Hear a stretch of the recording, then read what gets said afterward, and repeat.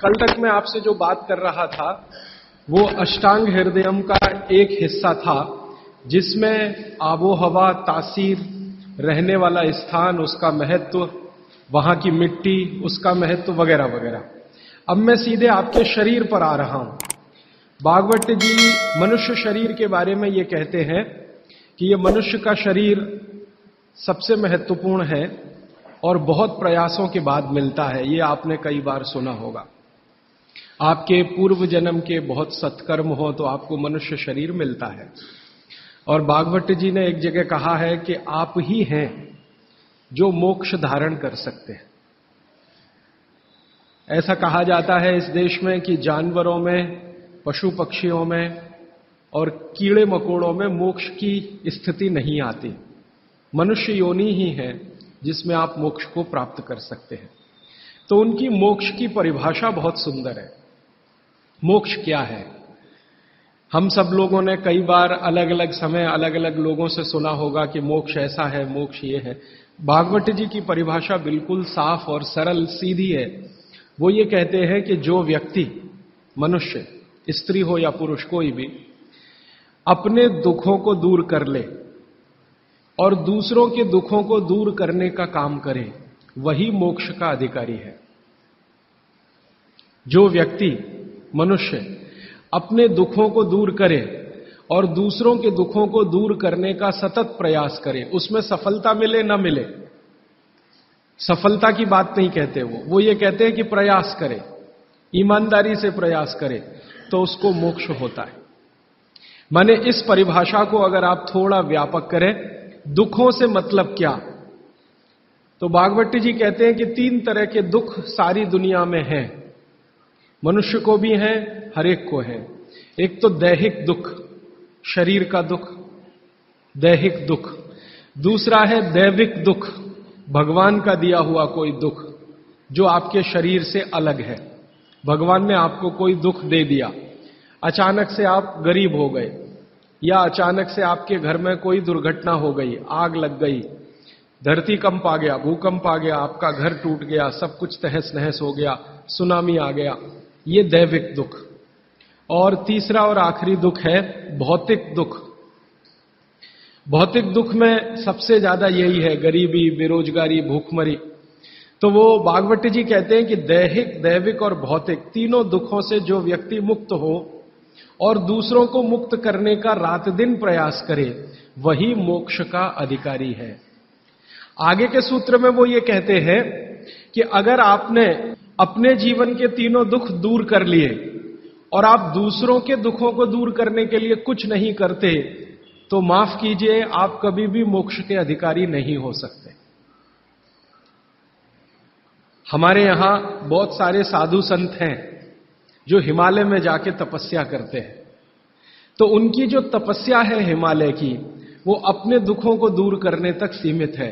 अगर वो वापस हिमालय से लौटकर समाज के दुख को दूर नहीं करेंगे तो किसी को भी मोक्ष नहीं होगा। भागवत जी कहते हैं कि कोई सदगृहस्थ व्यक्ति है, वो स्वामी नहीं है, महात्मा नहीं है, तपस्वी नहीं है, लेकिन अगर वो अपने दुखों से दूर करते हुए दूसरों के दुखों को दूर करने के काम में लगा हुआ है, तो वो कहते हैं कि वो तपस्या करने वाले से ज्यादा बेहतर है, भले ही वो सदगृहस्थ है। और वो ये कहते हैं कि ज्यादा समय, भागवत जी मानते हैं कि सदगृहस्थ ही हैं जो दूसरों के दुखों को दूर करने में ज्यादा मदद कर सकते हैं, क्योंकि उन दुखों का अनुभव उन्हें है, जिसका दुख वो दूर करने का कोशिश करें। इसका मतलब यह है कि भागवत जी की परिभाषा में गृहस्थी होना, माने सदगृहस्थ होना, ज्यादा बड़ी बात है। वो साधु संतों के बारे में कहते हैं कि ये सिर्फ अपने दुखों के दूर करने के चक्कर में लगे हुए हैं। भगवान से इनकी जो वार्तालाप है या संवाद है वो अपने तक सीमित है। समाज के लिए सिर्फ प्रार्थना करके बंद कर देते हैं, आगे नहीं बढ़ते। इसलिए वो कहते हैं कि आप अपने दुख दूर करें, दूसरों के दुख दूर करने के काम में सतत लगे, भले प्रयास आपका सफल हो ना हो। सफलता की बात वो नहीं कहते। वो ये कहते हैं कि सफलता असफलता वो सब ईश्वर के हाथ में है, आपके हाथ में नहीं है। आप अगर प्रयास कर रहे हैं तो पक्का मानिए कि आपकी मोक्ष में जाने की तैयारी है। ये है उनका सूत्र। यहां से उनकी एक दूसरी यात्रा शुरू होती है और इस यात्रा में वो ये कहते हैं कि सबसे बड़ा दुख है दैहिक दुख, शरीर का दुख, दूसरा है दैविक दुख भगवान का, और तीसरा है भौतिक दुख। तो आपसे भौतिक दुख की बात करना मैं समझता हूं कोई जरूरी नहीं है, क्योंकि आप जिस वर्ग से आते हैं आपको भौतिक दुख तो मैं मानता हूं नहीं ही है, तो उस पर समय खराब करने से ज्यादा फायदा नहीं। आपसे जो सबसे ज्यादा मैं बात करूंगा, जिसकी जरूरत भी है आपको, वो दैहिक दुख के बारे में बात करूंगा। आपका शरीर का दुख दूर कैसे करें? तो भागवत जी का सूत्र है, वो ये कहते हैं कि शरीर दुख दूर करने के लिए सबसे महत्वपूर्ण है आपका पेट। ये जो पेट है, शरीर का मध्य भाग, वो ये कहते हैं कि शरीर का दुख दूर करने में सबसे बड़ी भूमिका इसकी है। अगर शरीर का पेट और बाकी अंगों के बारे में प्रतिशत के हिसाब से तुलना करें तो 90% दुख पेट से है, 10% दुख है जो पेट के बाहर से है। पेट के बाहर से माने घुटनों से हो सकता है, एड़ियों से हो सकता है, जंघाओं से हो सकता है, या हृदय स्थान से हो सकता है, मस्तिष्क से हो सकता है। इसको आज की भाषा में अगर मैं कहूं, 90% बीमारियां हमारे जीवन की पेट से जुड़ी हुई हैं, 90%। 10% बीमारियां हैं जो पेट के बाहर की हैं। उन 10% में हार्ट अटैक आ गया, उन 10% में पैरालिसिस आ गया, उन 10% में अर्धांग वायु, पैरालिसिस का ही दूसरा नाम है, वो आ गया, एपिलेप्सी आ गई, वगैरह वगैरह, मस्तिष्क की ढेरों बीमारियां 10% में ही है। बाकी इस बात को फिर ध्यान दीजिए। पहली बात जो मैंने आपको पहले दिन कही थी कि जिंदगी की बीमारियों में 85% ऐसी हैं जिनको आप खुद ठीक कर सकते, मात्र 15% हैं जिनमें विशेषज्ञ की जरूरत है। अब भागवत जी की दूसरी महत्व की बात हमेशा याद रखिए कि जितनी बीमारियां हैं उनमें 90% पेट से हैं, 10% पेट के बाहर से है, और उन 10% में एक्सीडेंट भी शामिल है, आपका ब्रेन हेमरेज भी शामिल है, पैरालिसिस भी शामिल है, हार्ट अटैक भी शामिल है, वगैरह वगैरह, बाकी सब पेट से है। तो भागवत जी कहते हैं कि पेट आपके जीवन का सबसे महत्वपूर्ण अंग है शरीर के लिए और आपको दुख से बचाने के लिए। तो वो कहते हैं कि सबसे ज्यादा ध्यान आपको आपके पेट का रखना है। तो पेट का ध्यान जिंदगी भर आप रखें, उसके लिए उन्होंने सूत्रों की एक श्रृंखला बनाई है। ये सूत्रों का पालन करें तो जीवन में पेट से होने वाला कोई दुख नहीं होगा, माने 90% बीमारियां नहीं होंगी। और ये 90% बीमारियों की संख्या अगर गिनूं तो 148 है। माने आज से मैं जो सूत्र बताने जा रहा हूं, इनका पालन अगर आप करेंगे तो आप अपने जीवन में 148 बीमारियों से हमेशा बचेंगे। और भागवत जी का यह कहना है कि बीमारियों से बचना बहुत महत्व का है बनिस्बत की बीमारियों का इलाज करना। वो अंग्रेजी में अक्सर आपने सुना है, prevention is better than cure. तो आप अगर बीमारियों से बच रहे हैं तो वो कहते हैं कि ये सबसे महत्व का है। तो आप उनको, आज के सूत्रों को थोड़ा ज्यादा ध्यान से सुने। वैसे तो आप सभी सूत्र ध्यान से सुन रहे हैं, लेकिन आज के जो सूत्र हैं वो जिंदगी का फंक्शनल हिस्सा है। आप जानते हैं कि कोई भी सिद्धांत होता है उसका एक हाइपोथेसिस होता है और उसका एक फंक्शनल पार्ट होता है। तो आज से जो शुरू हो रहा है वो फंक्शनल पार्ट है। इस फंक्शनल पार्ट में सबसे पहला सूत्र भागवत जी का, भागवत जी के लिए उनके 7000 सूत्र सभी महत्व के हैं, सभी महत्व के। उन 7000 में से मैंने कुछ चुनकर निकाले हैं जो मुझे लगता है 2007 के हिसाब से बहुत महत्व के हैं। हो सकता है 3500 साल पहले कोई सूत्र बहुत महत्व के हों और अब 2007 में हमारी जीवन शैली के हिसाब से वो उतने महत्व के ना हो, क्योंकि भागवत जी ने जिस जीवन शैली में रहते हुए वो सूत्र लिखे हैं वो ऋषि मुनियों की जीवन शैली है। आपकी जीवन शैली और ऋषि मुनियों की जीवन शैली में थोड़ा अंतर है। तो आपकी जीवन शैली के हिसाब से मैंने जो सूत्र निकाले और जिनको मैं महत्व का क्रम देता हूं, उसमें सबसे पहला सूत्र, संस्कृत में वो कहते हैं कि पेट जिंदगी भर आपका अच्छा रहे, दुरुस्त रहे। इसका मतलब यह है कि आप जो कुछ भी खा रहे हैं उसका ठीक से आप पाचन करते रहें। वो कई बार ये लिखते हैं अपने सूत्रों में कि खाना महत्व का नहीं है, खाने को पचाना महत्व का है। आपने खाने को खाया, ये इतना महत्व नहीं है। जिसको आपने खाया उसको पचाया, ये ज्यादा महत्व का है। क्योंकि भोजन पचेगा तो रस बनेगा, उसी रस में से मांस, मज्जा, रक्त, मल, मूत्र, वीर्य, मेद, ये सब बनेगा, अस्थियां बनेंगी, और वही आपके शरीर के लिए आगे जीवन में काम आएंगे। तो खाया वो महत्व का, उससे भी ज्यादा महत्व का खाया हुआ पचाया। तो वो कहते हैं कि पेट हमेशा दुरुस्त रहे, माने पाचन क्रिया आपकी हमेशा अच्छे से चलती रहे, इसके लिए पहला सूत्र उन्होंने लिखा भोजनांते विषम वारी। ये पहला सूत्र मेरे हिसाब से, उनके हिसाब से नहीं, मेरे हिसाब से पहला सूत्र भोजनांते विषम वारी। इसका सीधा सा अर्थ है भोजन के अंत में पानी पीना विष पीने के बराबर है। सूत्र ये है भोजन अंते, भोजनांते। आप जानते हैं संस्कृत में मिला के कहने की परंपरा है।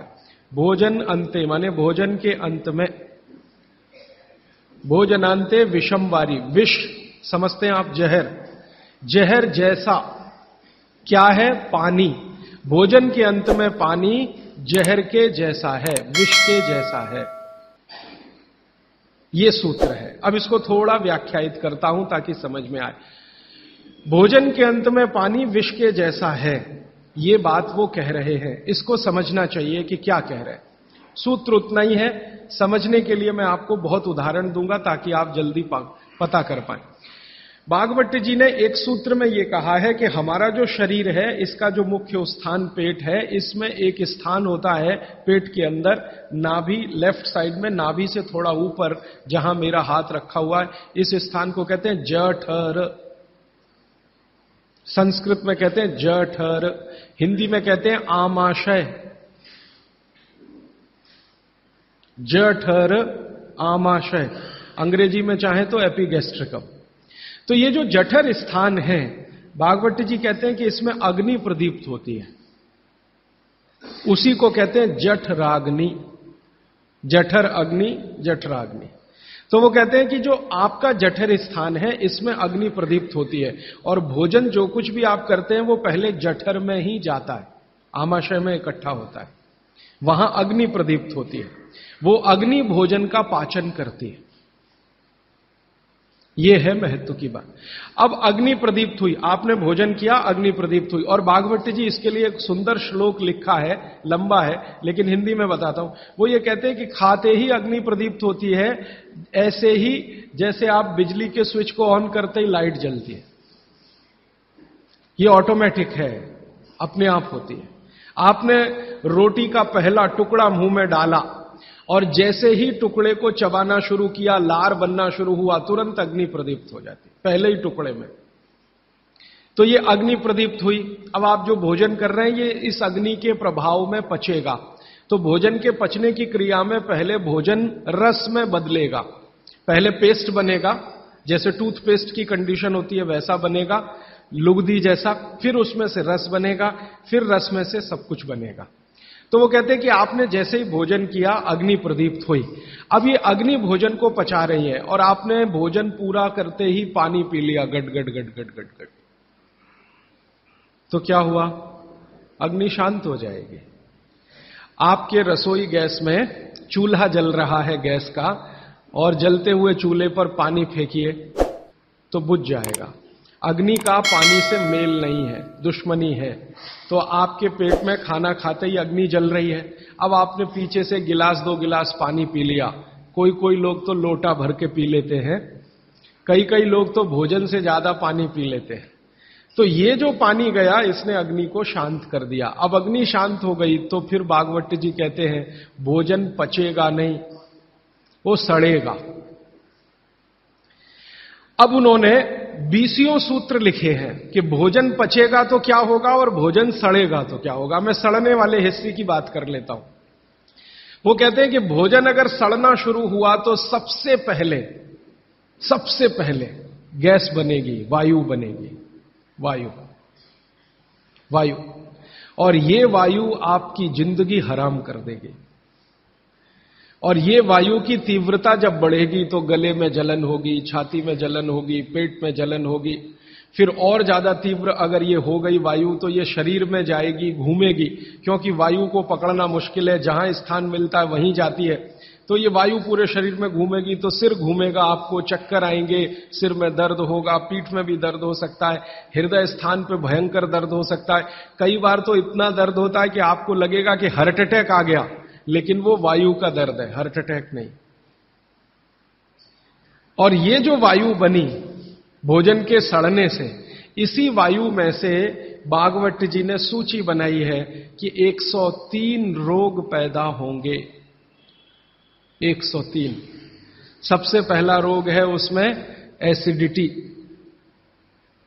Hyper acidity. ज्यादा दिन अगर आपने ये चक्कर चलाया पानी पीने का तो अल्सर, पेप्टिक अल्सर, और ज्यादा दिन चक्कर चलाया तो बवासीर, मूढ़व्याध, भगंदर, ये सब रोगों की सूची है। और अंत का एक रोग है कैंसर, कर्क रोग। 103वें नंबर पर उन्होंने लिखा है कर्क रोग। माने एसिडिटी से शुरू होकर आप कैंसर तक की यात्रा कर सकते हैं। तो वो ये कह रहे हैं कि जिस काम से वायु पैदा हो और वो वायु आपके सड़े हुए भोजन में से निकले, और बाद में भागवत जी कहते हैं, वो भी बता देता हूं, वो दूर का सूत्र है लेकिन यहीं पे ले आता हूं उसको, कि आपका जो भोजन सड़ेगा, इसको ध्यान से सुनिएगा, तभी भोजन में से, भागवत जी के शब्द दूसरे हैं, मैं आज के शब्द इस्तेमाल कर रहा हूं, तभी कोलेस्ट्रॉल बनेगा। सड़े हुए भोजन का ही बाई प्रोडक्ट है कोलेस्ट्रॉल। अगर भोजन का पाचन हुआ तो कोलेस्ट्रॉल शून्य रहता है, वो कोलेस्ट्रॉल जो आपको हानि पहुंचाता है। आप जानते हैं शरीर में दो तरह का कोलेस्ट्रॉल है, एक गुड और एक बैड। अच्छा कोलेस्ट्रॉल माने एचडीएल, हाई डेंसिटी लिपोप्रोटीन। खराब कोलेस्ट्रॉल माने एलडीएल और उसका छोटा भाई VLDL, very low density lipoprotein. तो भागवत जी कहते हैं कि ये जो खराब कोलेस्ट्रॉल है वो रक्त में तभी आता है जब भोजन पेट में सड़ता है। इसका माने जिनको कोलेस्ट्रॉल बढ़ रहा है या बढ़ा हुआ है वो ध्यान दें, उनको भोजन पच नहीं रहा, उनका भोजन सड़ रहा है। तो कोलेस्ट्रॉल बढ़ेगा तो हार्ट अटैक भी आएगा, कोलेस्ट्रॉल बढ़ेगा तो घुटने भी जड़ हो जाएंगे, सारी संधियां आपकी एकदम कड़क हो जाएंगी, आपको चलना फिरना मुश्किल हो जाएगा, 10 कदम चलना मुश्किल हो जाएगा। तो वो ये कहते हैं कि जब 103 बीमारियां एक छोटी गलती से आती हों तो वो गलती कभी करना नहीं। माने भोजन के बाद कभी पानी पीना नहीं। ये है सूत्र। अब जैसे ये सूत्र पूरा हुआ तुरंत आपके मन में प्रश्न आएंगे कि पानी कब पीना, पहला ही प्रश्न। तो भागवत जी कहते हैं कि पानी कब पीना वो खुद ही उत्तर दे रहे हैं आगे के सूत्रों में, क्योंकि शायद मालूम है कि मनुष्य की जिज्ञासाएं होने ही वाली है। तो पहले सूत्र में लिख दिया भोजनांते विषमवारी कि भोजन के अंत में पानी मत पियो। अगले ही सूत्र में वो कहते हैं कि कम से कम 1.5 घंटे के बाद पानी पियो। अब ये जो 1.5 घंटे का कैलकुलेशन है ये क्या है? ये भागवत जी कहते हैं कि जो आपने खाया वो आपके जठर स्थान में 1.5 घंटे तक अग्नि के प्रभाव में रहता है, 1.5 घंटे तक। और जानवरों के लिए भी उन्होंने बताया है। वो कहते हैं कि जानवर जो कुछ खाते हैं उनके पेट में भी अग्नि है, जठर अग्नि, वहां 4 घंटे तक अग्नि का प्रभाव रहता है जानवरों के शरीर। मनुष्य शरीर में 1 से 1.5 घंटे का उन्होंने बताया, और 1 से 1.5 घंटे का वो बताया है तो अलग अलग क्षेत्र के हिसाब से। जैसे आप दक्षिण भारत में हैं, कोई उत्तर भारत में है, कोई पूर्वी भारत में है। अब मान लीजिए उत्तरांचल का कोई आदमी इसी सूत्र को पढ़ेगा तो उसको तो अग्नि का असर 2 से 2.5 घंटे रहेगा, पहाड़ वाला। लेकिन आपके लिए मैं बात कर रहा हूं तो 1 से 1.5 घंटा। तो वो कहते हैं कि 1 से 1.5 घंटे पेट में अग्नि का प्रभाव है। जब तक अग्नि का प्रभाव है पानी मत पियो, क्योंकि पानी पीते ही अग्नि बुझेगी। अग्नि का काम है भोजन को पचाना, पचेगा नहीं तो सड़ेगा, सड़ेगा तो 103 रोग पैदा करेगा। तो सीधा सा दूसरा सूत्र है कि भोजन के 1.5 घंटे के बाद पानी पीना। ठीक है, अब तुरंत आपके मन में सवाल आएगा, भोजन के बीच में पीना कि नहीं पीना, और भोजन के पहले पीना कि नहीं पीना। भागवत जी ने इसका उत्तर अगले सूत्रों में दिया है। वो ये कहते हैं कि भोजन के पहले पानी पीना तो कम से कम 40 मिनट और अधिक से अधिक 1 घंटा। आपको सीधा सा हिसाब बताता हूं, 10 बजे खाना अगर खाना चाहते हैं तो 9 बजे से लेकर 9:20 तक आप चाहें उतना पानी पी सकते हैं। 9 बजे से लेकर 9:20 तक। और बीच में पीना कि नहीं, तो इसके लिए भागवत जी कहते हैं, ये बहुत साइंटिफिक बात उन्होंने कही है, बहुत साइंटिफिक है। वो कहते हैं कि अगर आपके भोजन में 2 अन्न हैं, दो अन्न, माने एक रोटी खा रहे हैं आप, वो गेहूं है, और दूसरा चावल खा रहे हैं, तो चावल और गेहूं 2 अन्न है। तो और सामान्य रूप से आप सभी के भोजन में शायद 2 ही अन्न होते हैं, इसलिए मैं ये सूत्र कह रहा हूं। ये 1 अन्न वालों के लिए नहीं है, 2 अन्न वालों। जो 2 अन्न खाते हैं भोजन में, उनको एक अन्न की पूर्ति पूरी हुई और दूसरे की शुरू होने वाली है, तो बीच का जो जंक्शन पॉइंट है, इस पे पानी पीना। मतलब इसका सीधा है, रोटी पूरी हो गई, अब आप चावल खाने की तैयारी कर रहे हैं, तो रोटी खाने के बाद चावल खाने से पहले आप जरूर पानी पीना, लेकिन मात्रा कितनी? तो वो कहते हैं 2 या 3 घूंट, इतना ही। उसके बाद जब दूसरा अन्न आपने शुरू कर दिया, फिर नहीं, फिर तो पूरा आप भोजन ही करके उठिए। अब आप भोजन कर लिया तो गला साफ करने के लिए थोड़ा 1-2 घूंट और पी लेना, गला साफ करने के लिए। पानी पीने के लिए नहीं है, वो गला साफ करने के लिए। अब आपके मन में तुरंत एक प्रश्न आएगा कि भोजन के अंत में क्या पीना? फिर पानी तो नहीं पीना, 1.5 घंटे तक तो नहीं पीना, तो कुछ पी सकते हैं। तो भागवत जी ने 3 चीजें बताई हैं, उसके लिए पूरा सूत्र लिखा है कि भोजन के अंत में सबसे अच्छी चीज जो पीने के लिए है वो है छाछ, वो है मट्ठा, दही का तक्रम। जो शब्द उन्होंने इस्तेमाल किया वो तक्रम, तक्रम माने यही है लगभग छाछ मट्ठा के आसपास की चीज, तक्रम। वैसे तक्रम की उन्होंने परिभाषा दी है कि दही को खूब अच्छे से मथने के बाद उसका मक्खन जो निकल गया, तो मक्खन निकालकर जो बचा वो तक्रम। मक्खन रह गया तो वो लस्सी, लस्सी पीने के लिए नहीं कह रहे, तक्रम की बात है।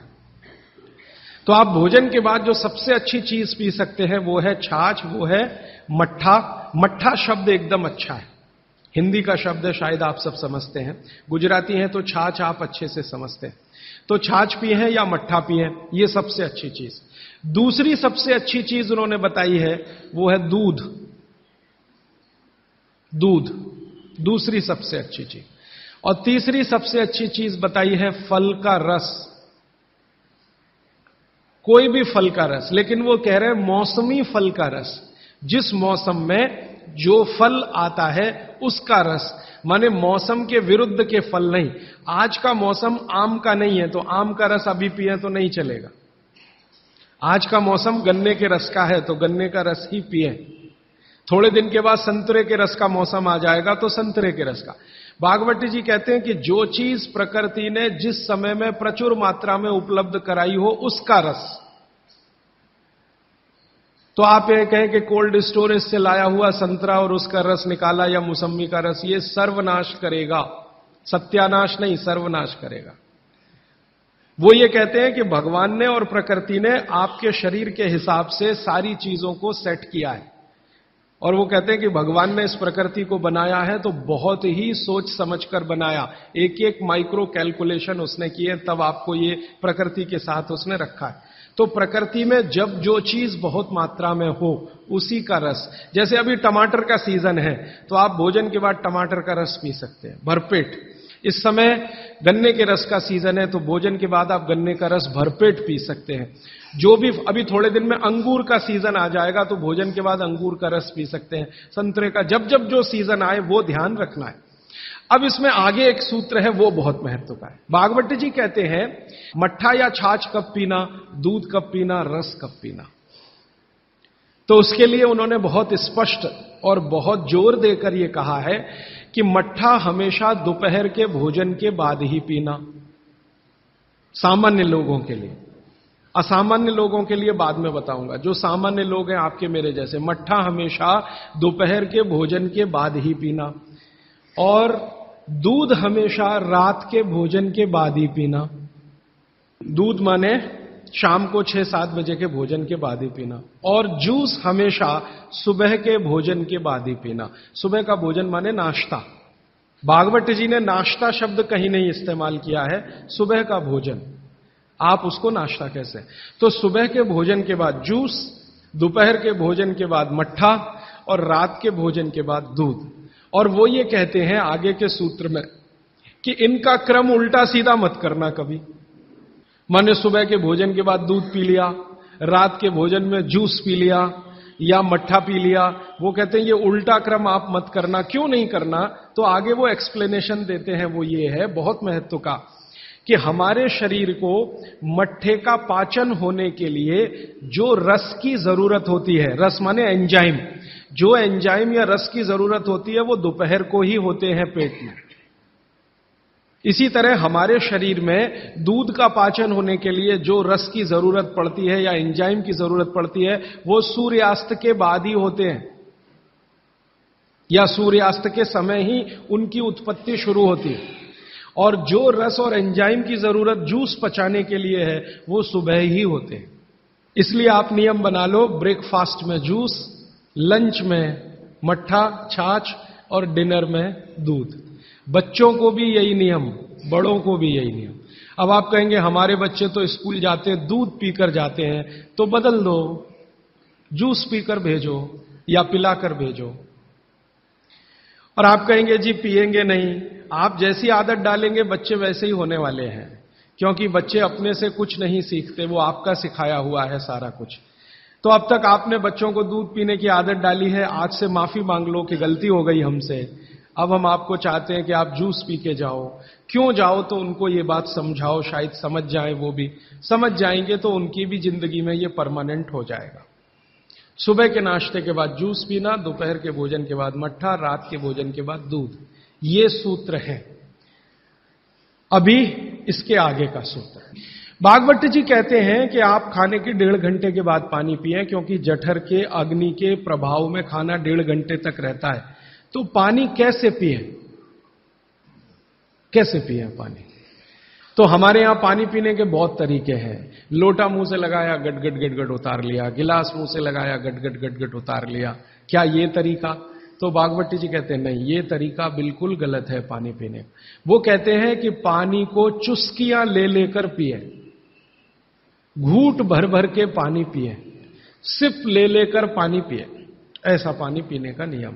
जैसे आप गर्म दूध पीते हैं ना, भागवत जी बिल्कुल उसके समकक्ष रखते हैं कि गर्म दूध आप जैसे पीते हैं एक एक सिप या चुस्की लेकर घूंट भर के, ऐसे ही पानी पिए। अब ये क्यों? ये समझ लें। आप एक साथ पूरा पानी उतारें गले के नीचे और एक एक घूंट पानी उतारें गले के नीचे, दोनों में जमीन आसमान का अंतर है। क्या अंतर है? मैं आपको एक महत्व की बात समझाना चाहता हूं, ये जीवन भर याद रहे तो बहुत अच्छा। हमारे पेट में भोजन को पचाने के लिए अग्नि होती है और इस अग्नि को तीव्र करने के लिए अम्ल होता है, अम्ल, एसिड। आप जानते हैं पेट में अम्ल बनता है, प्राकृतिक रूप से बनता है। अब पेट में तो अम्ल बनता है और भगवान ने ऐसी व्यवस्था की है कि पेट में अम्ल दिया है और मुंह में क्षार बनता है, जिसको लार कहते हैं आप, लार, स्लाइवा, सेलिवा, लार, लाला रस, अलग अलग नामों से आप जानते हैं। तो मुंह में बनती है लार, ये है क्षार, और पेट में बनता है अम्ल। आप थोड़ा भी अगर विज्ञान जानते हैं तो आप जानते हैं कि क्षार और अम्ल को मिलाओ तो हो जाता है न्यूट्रल। अम्ल और क्षार आपस में मिले तो न्यूट्रल होता है, माने सामान्य चीज बनती है, जिसको हम लोग कहते हैं लवण। एक लवण होता है नमक, वो अलग है, केमिस्ट्री के लवण की बात कर रहा हूं। तो अम्ल और क्षार आपस में मिलते रहे तो न्यूट्रल होते हैं। अम्ल का मतलब है जिसका पीएच 7 से कम है, और क्षार का मतलब है जिसका पीएच 7 के आगे है, और न्यूट्रल का मतलब जिसका पीएच 7 है। ये जो पानी है ना, पानी, ये ना अम्ल है ना क्षार है, ये न्यूट्रल है। तो भागवत जी कहते हैं कि पेट आपका अक्सर पानी के जैसा रहे तो बढ़िया। और जिनका पेट पानी के जैसा, माने पेट की अम्लता ना बढ़े और पेट का क्षारपन भी ना बढ़े, पीएच 7 के आसपास रहे, तो भागवत जी कहते हैं ऐसे व्यक्ति को 100 से ज्यादा वर्ष जीने की पूरी गारंटी है, बिना एक भी दवा खाए और बिना चिकित्सक के पास जाए। अब आपके पेट में अम्ल बन रहा है, मुंह में लार बन रही है, अगर पानी आप घूट घूट पीते हैं तो ये पानी के साथ लार मिलकर अंदर जाती है, और पानी एक साथ गटगट गटगट पीते हैं तो कम लार पानी के साथ मिलकर जाएगी। ये लार बन रही है अंदर जाने के लिए, बाहर निकालने के लिए नहीं, क्योंकि अंदर पेट के अम्ल को शांत रखना है, इसके लिए क्षार है। तो वो ये कहते हैं कि घूट घूट पिया पानी, अगर सिप सिप करके आपने पानी पिया तो ज्यादा लार अंदर जाएगी, तो अम्ल को शांत करने में मदद आएगी, इसलिए आपका पेट न्यूट्रल रहेगा और आपकी जिंदगी बिना किसी दवा और रोग के आराम से 100-150 साल हो जाएगी। इसलिए पानी घूट घूट भर के पिए, और एक साथ गटगट पानी पिएंगे तो लार पानी के साथ मिल नहीं पाएगी, तो अंतिम रूप में जब वो पहुंचेगा पानी तो खाली पानी होगा और वो उतना न्यूट्रलाइज नहीं कर पाएगा, पेट को उस तरह से सामान्य अवस्था में नहीं ला पाएगा। हालांकि पानी भी अम्ल को कम करता है, क्योंकि अम्ल में पानी मिलाओ तो अम्ल की ताकत कम होती जाती है, तो पानी कम तो करेगा, लेकिन लार के साथ जो पानी कम करेगा वो बिल्कुल अद्भुत होगा। भागवत जी आगे कहते हैं, बहुत ही महत्व की बात है ये सब आपके लिए। वो ये कहते हैं कि जो व्यक्ति सिप सिप करके पानी पिए, वो देखें जानवर कैसे पीते हैं। चिड़िया कैसे पानी पीती है? चिड़िया एक ड्रॉप उठाती है, आप ध्यान देना, चिड़िया एक ड्रॉप उठाएगी, फिर उसको ऐसे ऐसे मुंह में चलाएगी, फिर पिएगी, फिर दूसरी ड्रॉप उठाएगी, फिर ऐसे ऐसे चलाएगी, फिर पिएगी। ऐसे कुत्ता है, पानी को चाट चाट के पिएगा, शेर पानी को चाट चाट के पिएगा। ज्यादातर जानवर पानी को ऐसे ही पीते हैं। वो जानवर हमसे ज्यादा स्वस्थ हैं, किसी को डायबिटीज नहीं है, कोई ओवरवेट नहीं है। हाँ, किसी को डायबिटीज नहीं, कोई ओवरवेट नहीं, किसी को जॉइंट्स पेन नहीं, किसी को कुछ नहीं, क्योंकि वो पानी पीने का नियम जानते हैं। बाघ भट्ट के पक्के चेले हैं ये सब जानवर, बिना बोले और बिना कहे। तो आप भी हो जाइए। भागवत जी कहते हैं कि पानी थोड़ा लीजिए, जैसे चिड़िया पीती है, उसको मुंह में चिड़िया ऐसे ऐसे करती है ना, घुमाती है, तो आप भी पानी को थोड़ा घुमाइए, फिर पी जाइए। थोड़ा पानी लीजिए, मुंह में भरिए, पीजिए, फिर पानी भरिए, फिर भरिए, फिर पीजिए, ताकि इधर उधर की सब लार पानी के साथ मिलकर अंदर जाए। अब वो ये कहते हैं कि जो ऐसे पानी पी लेगा कोई रोग आने की संभावना नहीं, माने आपके सारे रोगों की एक दवा। तो मैंने ये एक्सपेरिमेंट शुरू किया, ये मैंने पढ़ा था 6 साल पहले। भागवत जी को मैंने 6 साल पहले पढ़ना शुरू किया, 3 साल पढ़ने में लग गया और 3 साल समझने में लग गया। तो 6 साल पहले मैंने ये सूत्र पढ़ा था। मैंने कहा यार कुछ लोग हैं जो बीमार हैं बहुत, मैंने कहा तुम करके देख लो, भागवत कह रहे गलत तो रिजल्ट आने वाला नहीं। तो आपको सुनकर हैरानी होगी, हमारे जो दोस्त हैं, सहयोगी हैं, जिनका वजन बहुत ज्यादा था, उन्होंने पानी सिप सिप करके पीना शुरू कर दिया और भोजन के 1.5 घंटे के बाद पानी पीना शुरू। ये 2 सूत्रों का ही परिणाम है कि सबके वजन पहले से आधे हो गए। एक तो मेरा दोस्त है जिसको मैं कभी आपके सामने खड़ा कर सकता हूं, 140 किलो का था वो, और 1.25 साल हो गया, लगभग अभी 1.5 साल है, अब 70 किलो का है, बिना कोई दवा खाए, बिना भोजन में कोई बदलाव किए, सिर्फ पानी पीने का तरीका बदला। फिर मैंने डॉक्टरों से बात की कि ये चक्कर क्या है, तो उन्होंने कहा बात सीधी सी ये है कि जो लार है ना, ये दुनिया की सबसे अच्छी औषधि है, इसकी मेडिसिनल प्रॉपर्टी सबसे ज्यादा है। आपने जानवरों को देखा होगा, उनको कभी भी कोई चोट लगे तो वो अपने लार से ही ठीक कर लेते हैं, चाट चाट के, क्योंकि उसमें मेडिसिन है। तो मनुष्य की लार में भी है। अब वो ये कहते हैं कि भारत के वो मनुष्य या स्त्रियां और पुरुष बहुत ही दुर्भाग्यशाली हैं जो इस लार को अंदर ले नहीं जा पाते। जैसे तंबाकू खाने वाले लोग थूकते ही रहते हैं, उसको थूकते ही रहते हैं, थूकते ही रहते हैं। गुटखा खाने वाले लोग, मावा खाने वाले लोग थूकते ही रहते हैं, थूकते ही रहते। तो डॉक्टर लोग कहते हैं कि वो जिंदगी की सबसे महत्वपूर्ण चीज को थूक रहे हैं, जिसको बनाने के लिए भगवान ने 1 लाख ग्रंथियां आपके मुंह में दी हैं। आप जानते हैं ये लार पैदा होने में 1 लाख ग्रंथियों का काम होता है, 1,00,000 ग्रंथियां हैं जो रात दिन आपके लिए लार बनाती हैं, और आप गुटखा खा खा के उसको थूकते रहते हैं, तो सड़क तो खराब करते ही हैं, अपने को उससे ज्यादा खराब करते हैं। तो मेरी हाथ जोड़कर विनती है कि आप में से कोई लार थूकने वाला हो, थूकने वाला आदमी, ये तो भागवत जी की डिक्शनरी में नहीं है। वो कहते हैं कि एक ही कंडीशन में आप कुछ थूक सकते हैं, जब कफ बहुत बढ़ा हुआ हो, तभी, बस। उसके अलावा दूसरी कोई कंडीशन नहीं कि आप थूकें। तो यहां तो बिना कफ बढ़े हुए तंबाकू खा खा के, गुटखा खा खा के थूक रहे हैं, तो ये थूकना नुकसानदायक है। गुटखा तो नुकसानदायक है ही, तंबाकू तो और भी नुकसानदायक है, उससे भी ज्यादा थूकना, तो मत थूकिए। तो फिर आप कहेंगे जी पान खाएं, तो पान खाने के लिए नियम बताया, बहुत माइक्रो लेवल पे कैलकुलेशन है भागवत जी। वो कहते हैं कि पान खाओ तो कत्था मत लगाओ, बिना कत्थे का पान खाओ, थूकने की गरज ही नहीं, क्योंकि जो भी खाओगे वो चूना है, कैल्शियम है, तो अंदर जाएगा, और वो कैल्शियम क्या क्या अद्भुत काम करेगा वो कल बताने वाला हूं मैं। तो वो कहते हैं कि पान भी खाना है तो थूकना नहीं है, कत्था है तो थूकना पड़ेगा, कत्थे बिना ही पान खाओ। माने हमारे पुराने पूर्वज और बुजुर्ग जो तंबाकू का नहीं, कत्थे का नहीं, सिर्फ चूना लगा के जो पान खाते हैं, वो भागवत के चेले सब के सब शिष्य उनके। तो वो कहते हैं पान भी खाना तो थूकना नहीं है, जो मुंह में लार के साथ पान है वो अंदर ही जाए, क्योंकि पान और चूना दोनों ही मेडिसिन है। एक वातनाशक है और दूसरा पित्तनाशक है, और कफ का भी नाश करता है। पान तो पित्त और कफ दोनों का नाश करता है, और चूना वात का नाश करता है। तो वो कहते हैं कि पित्त और कफ का नाश कर दिया पान ने, चूने ने कर दिया वात का, तो वात पित्त कफ तीनों ही संतुलित है, तो पान खाके तो जिंदगी भर निरोगी रह सकते। ये है। तो आपको पानी पीना है घूट घूट भर के, ताकि ज्यादा लार अंदर जाए, और पानी को बच्चों की तरह से मुंह में घुमाइए, जैसे बच्चे अक्सर करते हैं ना, वो बहुत अच्छी क्रिया है। ठीक है, अब आगे चलता हूं। आगे का एक सूत्र है भागवत जी का कि पानी कभी भी पिए तो ठंडा ना पिए। पेट को दुरुस्त रखने के लिए ही है ये सारे सूत्र आज जो मैं कह रहा हूं। पानी जब भी पिए तो ठंडा ना पिए। कैसा पानी पिए जी?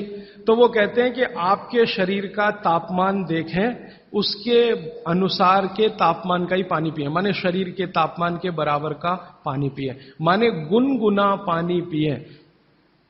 गुनगुना शब्द है।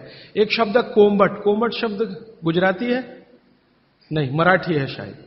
हां, गुनगुना पानी पिए। नवसे का पानी कहते हैं राजस्थान में, नवसे का हल्का गरम गुनगुना पानी पिए। कभी भी पानी की गर्मी शरीर के तापमान के ऊपर ना हो, ऐसा पानी पिए। तो अब आपका शरीर का तापमान है 37 डिग्री, तो 37 डिग्री अगर आप पानी को लेके जाएंगे तो वो गुनगुना ही होता है। रूम टेम्परेचर के ऊपर रहता है, बॉडी टेम्परेचर के बराबर रहता है। तो ऐसा पानी पिए, गुनगुना ही पानी पिए। क्यों? अभी मन में प्रश्न आएगा क्यों? हम तो जी ठंडा पानी पीते हैं, फ्रिज का पानी पीते हैं, बर्फ डाला हुआ पानी पीते हैं। तो भागवत जी इसको बहुत अच्छे से समझाते हैं, और आधुनिक विज्ञान का इसमें मैं जोड़कर आपको समझाता हूं। आप अगर ठंडा पानी पी रहे हैं, कल्पना करिए, तो पानी क्या करेगा? पेट में जाएगा सीधा सीधा, और पेट को ठंडा बनाएगा। जिसका जैसा गुण है वही तो करेगा ना। बर्फ का गुण है ठंडा करने का, तो बर्फ डालकर पानी में आप पी रहे हैं, तो बर्फ का गुण वो पानी में आ गया। अब पानी आपके पेट को ठंडा करेगा। अगर पानी ने पेट को ठंडा किया, तो अगर पेट ठंडा हो गया पानी के असर में, तो शरीर ठंडा हो जाएगा, क्योंकि शरीर के सारे ऑर्गन पेट से ही जुड़े हुए हैं, चाहे वो आपका हार्ट हो, चाहे किडनी हो, चाहे लीवर हो। और अगर शरीर ठंडा हो गया तो जय राम जी की, जाइए यमराज के पास, यहां फिर आपके लिए कुछ नहीं है। तो पानी अगर पेट में गया और उसने पेट को ठंडा कर दिया, तो आप ठंडे हुए तो मर जाएंगे, मृत्यु आएगी। तो कभी भी ठंडा पानी ना पिए। एक विश्लेषण। दूसरा विश्लेषण कि अगर पानी आपने ठंडा पिया और आपका पेट जीवित है, जीवित होने से मतलब फंक्शनल है, काम अच्छे से कर रहा है, तो तुरंत पेट उस पानी को गर्म करने पर लगेगा। आपका जो जठर स्थान है ना, वो तुरंत उस पानी को गर्म करने पर लगेगा। तो पानी को गर्म करने के लिए उसको अतिरिक्त ऊर्जा की जरूरत पड़ेगी, और अतिरिक्त ऊर्जा उसको रक्त में से आएगी। तो शरीर के सब हिस्सों का रक्त पेट की तरफ जाएगा। थोड़ी देर के लिए शरीर के सारे हिस्सों का रक्त जो पेट की तरफ गया है, उसने बाकी हिस्सों में रक्त की कमी कर दी। मान लीजिए हृदय का रक्त पेट में चला गया, ब्रेन का रक्त पेट में आ गया, क्योंकि ब्रेन का सबसे पहले आता है, क्योंकि ग्रेविटी का फोर्स है ना, काम करता है, तो ब्रेन का सबसे पहले आता है, हृदय का उसके बाद आता है। दूसरे अंगों का रक्त सब पेट की तरफ गया, तो बाकी अंगों को रक्त की कमी आई। और ये कमी हर समय ऐसे ही आती रहे, आप ऐसे ही ठंडा पानी पीते रहे, ऐसे ही कमी आती रहे, पीते रहे, कमी आती रहे, तो एक दिन वो अंग काम करना बंद कर देंगे, क्योंकि उनको रक्त की सप्लाई कम हुई है। और वो अंगों ने काम करना बंद किया तो ब्रेन हेमरेज हो गया, वो अंगों ने काम करना बंद किया तो पैरालिसिस हो गया, वो अंगों ने काम करना बंद किया तो हार्ट अटैक हो गया। तो ये सारी बीमारियों को क्यों बुलाते हैं ठंडा पानी पी के? माने ठंडा पानी ना पिए। भागवत जी का मैंने मेरे जीवन में भी देखा। दुनिया में कुछ ऐसे लोग हैं जो एकदम चिल्ड वाटर पीते हैं। अमेरिका में, यूरोप में ज्यादा लोग चिल्ड वाटर पीते हैं। पानी को फ्रिज में रखते हैं और वो रखा रहता है 4-5 दिन, खूब ठंडा हो जाता है, फिर ऊपर से बर्फ डालते हैं, फिर पीते हैं। इतना ठंडा पानी पीते हैं। परिणाम क्या देखा है मैंने उन लोगों को देखा जो चिल्ड वाटर पीते हैं, वो सवेरे सवेरे अगर संडास घर में गए टॉयलेट में, तो 1-1 घंटे बाहर नहीं निकलते, कभी कभी तो 2-2 घंटे नहीं निकलते, बैठे ही रहते अंदर। उनको पूछो भाई क्या कर रहे थे 2 घंटे टॉयलेट रूम में? कहते हैं जी न्यूज़पेपर पढ़ रहे थे, मैगजीन पढ़ रहे थे। क्यों पढ़ रहे थे? टॉयलेट रूम तो न्यूज़पेपर के लिए बनाया नहीं है। तो कहते हैं टॉयलेट आती ही नहीं, माने स्टूल पास होता ही नहीं, संडास होती ही नहीं, उतरती नहीं, तो क्या करें? और वो बेचारे वहां बैठे बैठे कई बार इतने परेशान हो जाते हैं कि तरह तरह की आवाजें निकालते हैं, फिर भी नहीं आती। फिर वो गाना गाते हैं, मेरे सपनों की रानी कभी आएगी, वो आती नहीं है। और कभी कभी जब बहुत ज्यादा परेशान हो जाते हैं ना, तो एक गाना गाते हैं, एक बार आजा आजा आजा, वो तब भी नहीं आती। ये है समस्या। माने मैं कहना यह चाहता हूं कि जो लोग बहुत ठंडा पानी पिएंगे, उनको एक बीमारी है, वो है कॉन्स्टिपेशन, कब्जियत, कोष्ठबद्धता, बद्ध कोष्ठ होना। कॉन्स्टिपेशन का मतलब आपकी जो इंटेस्टाइन है ना, लार्ज इंटेस्टाइन, वो एकदम ऐसी संकुचित हो गई, ऐसे रहना चाहिए उसको, वो हो गई संकुचित। ये ठंडे पानी का असर है। तो अगर आपकी लार्ज इंटेस्टाइन ऐसी हो गई, तो आपकी जिंदगी भी ऐसी ही हो जाएगी। इसलिए कभी भी ठंडा पानी ना पिए। अब परसों एक बात मैंने कही थी कि फ्रिज का रखा कुछ ना खाएं, तो ये पानी भी उसी का हिस्सा है। फ्रिज का रखा हुआ पानी ना पिए, बर्फ डाला हुआ पानी ना पिए, आइसक्रीम कभी भी ना खाएं, क्योंकि वो भी ठंडी है। और मैं आपको एक विनम्रता पूर्वक कह देता हूं, वो बात वैसे आगे आएगी। भागवत जी कहते हैं कि 2 विरुद्ध चीजें एक साथ ना खाएं कभी भी, तो गर्म भोजन और ठंडी आइसक्रीम कभी ना खाएं। अक्सर मैं शादियों में, बारातों में जाता हूं, तो वहां मैंने देखा है कि भोजन गर्मा गर्म कराएंगे, अंत में आइसक्रीम जरूर खिलाएंगे। सर्वनाश, बुला बुला के हमारा सत्यानाश करते हैं। इनविटेशन देकर बुलाएंगे, आओ हमारे यहां मेहमान बनकर, तो पहले गर्म खाना खाओ, पीछे से ठंडी आइसक्रीम खाओ, ना मरो तो जल्दी मर जाओ। ऐसा आजकल आतिथ्य इस देश में चल रहा है। पहले कहते थे अतिथि देवो भव, अभी अतिथि दुश्मन भव। तो ये जो ठंडे होने की बात है, ये यहीं पर मैंने आपको जोड़ दी है। वैसे ये कल भी आने वाली है, परसों, सॉरी। तो आपके जीवन में ये नियम बहुत ध्यान से पालन करें, सूत्र पालन करें कि पानी हमेशा घूट घूट पिए, ठंडा पानी कभी ना पिए, भोजन के 1.5 घंटे के बाद पानी पिए। अभी चौथा सूत्र, आज का आखिरी सूत्र। भागवत जी कहते हैं कि सुबह का जीवन आपका जब शुरू होता है, दिन का जीवन आपका शुरू होता है, माने आप जब सोकर उठते हैं तभी से आपका दिन शुरू होता है, तो दिन की शुरुआत में सबसे पहले पानी पिए। दिन की शुरुआत में सबसे पहले पानी पिए, माने सुबह उठते ही पानी पिए, यह है मतलब कहने का। दिन की शुरुआत में सबसे पहले पानी पिए, माने सुबह उठते ही पानी पिए। आयुर्वेद के विभिन्न चिकित्सकों ने और वैद्यों ने इसको कहा ऊषा पान करें। ऊषा पान माने सुबह उठते ही पानी पीना, सबसे पहले पानी पीना, दांत धोए बिना पानी पीना, मुंह धोए बिना पानी पीना, कुल्ला किए बिना पानी पीना। अगर आप सुबह उठते ही बिना मुंह धोए पानी नहीं पी सकते तो रात को कुल्ला करके सोइए, दांत साफ करके सोइए, दंत मंजन करके सोइए, दातुन करके सोइए, उठते ही पानी पीजिए। क्यों? कारण पूछिए। कारण उसका यह है कि रात भर जब आप सो रहे थे तो शरीर की सारी क्रियाएं तो शिथिल हो जाती हैं, लेकिन ये लार बनने की क्रिया ज्यादा शिथिल नहीं होती, ये चालू रहती है। तो रात भर आपने लार बनाई है, मुंह में जगह जगह जमा है, वो अंदर जाना बहुत जरूरी है, क्योंकि वो बेशकीमती है। भागवत जी कहते हैं कि ब्रह्म मुहूर्त की जो लार होती है वो बाकी 24 घंटों में सबसे ज्यादा कीमती है। तो सुबह सुबह जो लार बन रही है ये अंदर जानी ही चाहिए, इसलिए बिना कुल्ला किए पानी पीने का नियम है। इसी को ऊषापान कहा जाता है। तो सुबह उठते ही पानी पिए। कितना पिए जी? तो उन्होंने 1 से 1.25 लीटर का कैलकुलेशन दिया वयस्कों के लिए। वयस्क माने 18 से 60 साल, 1 से 1.25 लीटर। और 18 से नीचे वाले जो लोग हैं उनके लिए 1.25 लीटर माने 750 ग्राम, और 60 के ऊपर वालों के लिए भी 750 ग्राम, 750 ग्राम। 750 ग्राम माने कम से कम 2 गिलास बुजुर्गों के लिए, 2 गिलास बच्चों के लिए, और 3 गिलास आपके उम्र के लोगों के लिए। कम से कम इतना पानी पिए। पीने का तरीका मैंने बता दिया, वो घूट घूट सिप सिप करके ही पीना है, मुंह में घुमा घुमा के पानी पीना है। भागवत जी ने ये जो कहा ना सुबह की लार बहुत कीमती होती है, मैंने इस पर थोड़े कुछ एक्सपेरिमेंट किए पिछले एक आध साल। बहुत सारे कुछ पेशेंट ऐसे हैं जिनको डायबिटीज है, और डायबिटीज की कंडीशन में आप जानते हैं कि कोई घाव हो जाए, घाव तो जल्दी भरता नहीं। तो मेरे पास ऐसे कुछ 8-10 पेशेंट हैं जिनको ऐसी ही कंडीशन है। डायबिटीज होने के कारण शरीर में फुंसी हो गई, फोड़ा हो गया, घाव बढ़ गया, वो भरता नहीं।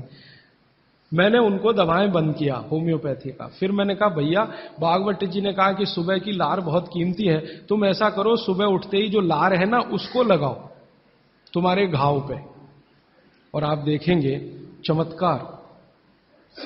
15 से 20 दिन में घाव भरना शुरू, 3 महीने में बिल्कुल बराबर। एक तो मेरे पास गैंग्रीन का पेशेंट है, गैंग्रीन हुआ, डॉक्टर कहता था पैर काटना ही पड़ेगा इसका, कुछ होता नहीं अभी और कोई। उसने बेचारे ने साल भर लार लगा लगा के ही अपना ठीक कर लिया। तब मेरे समझ में आया कि जानवर हमसे ज्यादा होशियार, चोट लगते ही वो चाटना शुरू कर देते हैं। फिर मैंने एक और एक्सपेरिमेंट किया। मेरे पास कुछ छोटे बच्चे हैं जिनको चश्मे हैं आंखों पर। अब उनके मां बाप बहुत परेशान है कि ये चश्मा कैसे उतरे, मोटे मोटे चश्मे हैं छोटे बच्चों।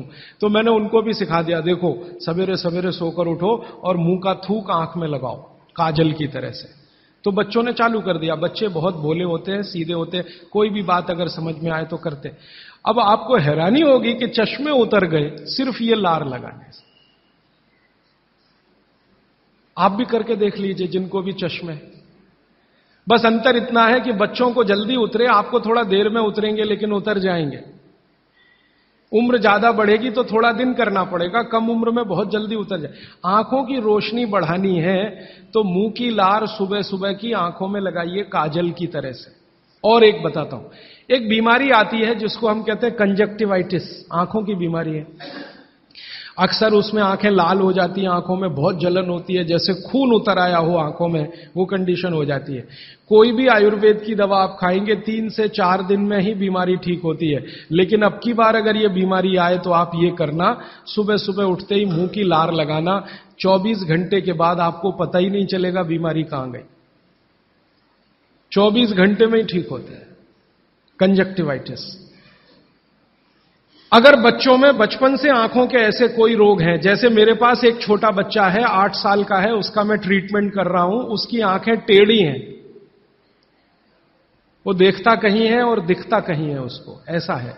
अब उसके माता पिता गरीब हैं और वो ऑपरेशन का खर्चा नहीं उठा सकते, उस बच्चे पर मैं यही एक्सपेरिमेंट कर रहा हूं।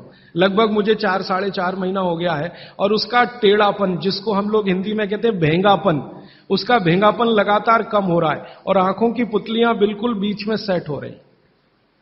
तब मुझे थोड़ी जिज्ञासा हुई और मैंने एक बहुत बड़े वैज्ञानिक को पूछा दिल्ली में कि ये लार में क्या है, एक्चुअली इसका एक्टिव इंग्रेडिएंट क्या है। तो उन्होंने कहा, भैया जितने एक्टिव इंग्रेडिएंट मिट्टी में है वो सब लार में है। तो मैंने आपको बताया मिट्टी में 18 एक्टिव इंग्रेडिएंट्स हैं, लार में वो सब के सब हैं। इसलिए लार शरीर के लिए बहुत ही कीमती है, बेशकीमती है, इसको कभी नष्ट नहीं करना। इसकी मदद से आप बहुत सारे रोग ठीक करते हैं। और 2-4 बातें बता दूं, क्या क्या रोग और ठीक कर सकते हैं। आपके शरीर में कोई दाग हो गया, धब्बा हो गया, जैसे जल गए, जलने का दाग होता है ना, उस पर नियमित रूप से सवेरे की लार की थोड़ी थोड़ी मालिश करते रहिए। 6-8 महीने में धब्बा बिल्कुल साफ हो जाए, जले हुए का धब्बा। शरीर में और कोई ऐसा अंग में सफेद दाग दिख रहा है, या काला दाग हो गया, या फलाना हो गया, या ढिमाका हो गया, एक्जिमा हो गया, मान लो खराब बीमारी की बात करूं, एक्जिमा हो गया, एक्जिमा पे रोज सुबह की लार लगाइए, मालिश करते रहिए, 6-8 महीने के बाद देखिएगा साफ। और एक्जिमा से भी ज्यादा खराब बीमारी है सोराइसिस, वो भी ठीक होती है इसी लार से। बस इतना है कि साल भर करना पड़े। मुफ्त का इलाज है, फोकट का इलाज। भागवत जी ने जितने भी इलाज बताए हैं सब फोकट के और मुफ्त के, बाहर जाने की जरूरत ही नहीं है। तो आप स्किन डिसीज में इसका एक्सपेरिमेंट करिए, आंखों की बीमारियों में इसका एक्सपेरिमेंट करिए, घाव हो जाए कहीं शरीर में उस पर एक्सपेरिमेंट करिए, फोड़े फिंसियों पर इसका एक्सपेरिमेंट करिए। मैंने ये चारों एक्सपेरिमेंट किए, बहुत अच्छे रिजल्ट हैं। आप भी करिए, रिजल्ट आपको भी मिलेंगे। बस इतना ही है कि आप दूसरों को भी बताते जाइए। तो आपने अपना दुख तो कम कर लिया, आप दूसरों का भी कम कराइए ना, तभी मोक्ष जाएंगे। तो मैंने आज आपको 4 सूत्र बताए, उनको फिर से रिपीट करता हूं। सूत्र बताना, ये 4 रिपीट करके खत्म। फिर प्रश्न। पहला सूत्र मैंने बताया था, भोजनांते विषमवारी, भोजन के अंत में पानी ना पिए, लगभग 1.5 घंटे के बाद पानी पिए। दूसरा सूत्र मैंने बताया था, पानी हमेशा घूट घूट भर के पिए, सिप सिप करके पानी पिए। तीसरा सूत्र बताया था कि ठंडा पानी कभी ना पिए, हमेशा गुनगुना पानी पिए। और चौथा सूत्र बताया था कि आप सवेरे उठते ही सबसे पहले पानी पिए। ये चारों सूत्र भागवत जी ने कहा है पेट को दुरुस्त रखने के लिए सबसे आवश्यक है। माने जिंदगी भर आपका पेट और आपकी जठर अग्नि काम करती रहे, इसके लिए सबसे आवश्यक है। ठीक है, अब आपके प्रश्नों के लिए आधा घंटे का समय। हाजी भाई, आपने कहा कि उषापान करना चाहिए, उषापान भी गुनगुना पानी होना चाहिए या कैसा भी पानी? देखिए उषापान, दूसरी बात, पान जो कहा आपने खाने के लिए, तो पान के साथ क्या क्या लेना चाहिए? हाँ, बहुत अच्छा सवाल। मैं दूसरे प्रश्न का पहले उत्तर दे दूं, पान के साथ क्या क्या लेना चाहिए। भागवत जी ने पान खाने के लिए बताया है कि एक तो पान जो खाएं वो ऐसा पान हो जिसका स्वाद कसेला हो। कसेला, कसेला स्वाद माने देशी पान, सीधी सी बात है। विलायती पान मत खाइए, देशी पान खाइए। तो स्वाद जितना कसेला होगा, पान उतना अच्छा होगा। और भागवत जी ने एक बहुत गहरी बात कही है, जिसको मैं 2-3 दिन बाद वैसे एक्सप्लेन करने वाला हूं, कि जो चीज का रंग जितना ज्यादा गहरा हो, जो प्रकृति की पैदा की गई वस्तु का रंग जितना ज्यादा गहरा हो, वो उतनी ही बड़ी औषधि है। जैसे देशी पान ज्यादा गहरा हरे रंग का होता है और विलायती पान हल्के हरे रंग का होता है। तो भागवती जी कहते हैं हल्के रंग की चीजें मत खाइए, गहरे रंग की चीजें खाइए। तो गहरे रंग वाला पान खाइए, गहरे रंग की जो भी चीजें हैं भरपेट खाइए। जैसे बैंगन है गहरे रंग का, जामुन है गहरे रंग का, टमाटर है गहरे रंग का। ये सब एंटी कैंसरस है, एंटी डायबिटिक है, एंटी कैंसरस है, एंटी अस्थमेटिक है। इनकी क्वालिटीज आज की विज्ञान ने भी प्रूव किया है। आज का विज्ञान ये कहता है कि जो भी रंग है किसी भी वस्तु में, वो भगवान का दिया हुआ कोई ना कोई ऐसा रस और एंजाइम है जो आपको गंभीर बीमारियों से बचाता है। तो वो कहते हैं गहरे रंग का पान खाइए, माने कसेला, उसमें ही स्वाद होगा, तो गहरा पान खाइए। उसमें क्या मिलाएं? उसमें सबसे ज्यादा चूना। तो कितना चूना मिलाएं? तो कहते हैं कि एक पान में 1 ग्राम से ज्यादा चूना नहीं मिलाइए कभी भी। 1 ग्राम 1 ग्राम आप समझते हैं इतना होता है। चने का दाना होता है ना, आधा तोड़ो और उसका आधा कर लो, इतना 1 ग्राम होता है। चने का दाना आधा तोड़ो तो 2 हिस्से हुए, ये 2 हिस्से के 4 कर दो और वो 1 हिस्सा जो है वो 1 ग्राम। तो उतना आप चूना लगाइए उस पर। फिर चूने के साथ क्या खाएं आप, उसमें सौंफ खाएं। सौंफ का नियम उन्होंने बता, सौंफ खाएं। दूसरा कहते हैं कि इसमें थोड़ी अजवाइन डालें, अजवाइन 2-4 दाने, ज्यादा नहीं। और वो कहते हैं लवंग डालें, लवंग माने लौंग। और कहते हैं बड़ी इलायची। और वो कहते हैं कि गुलाब के फूल का रस, मतलब गुलकंद जिसको आप कहते हैं। ये चीजें उन्होंने बोली हैं पान में नियमित रूप से खाने के लिए। अब इसमें उन्होंने जो बोली नहीं है वो बात ध्यान रखिए। सुपारी कहीं नहीं कहा, कत्था कहीं नहीं कहा, तो मैंने सुपारी और कत्था छोड़कर ही पान खाएं। ठीक है, तो पान में क्या खाएं। दूसरा इन्होंने जो आपने पूछा कि सुबह का जो ऊषा पान का पानी है वो भी गुनगुना होना चाहिए। बागभट्टी जी कहते हैं जरूर गुनगुना होना चाहिए, जरूर गुनगुना। वो एक ही कंडीशन में कहते हैं कि अगर आप तांबे के बर्तन का रखा हुआ पानी सुबह पी रहे हैं तो उसको गुनगुना करने की जरूरत नहीं है, बाकी सभी पानी को गुनगुना करके ही पीना चाहिए। क्यों? ये जो तांबे के बर्तन में रखा हुआ पानी है उसमें वही क्वालिटी है जो गुनगुने पानी में है, इसलिए ताम्र पात्र के पानी को सुबह गर्म करने की जरूरत नहीं। रात में आपने भर के रखा, सुबह उठकर पी लिया। बाकी कोई भी पानी स्टील के बर्तन वाला है तो गुनगुना करिए, आप मिट्टी के घड़े का पानी है तो गुनगुना करिए।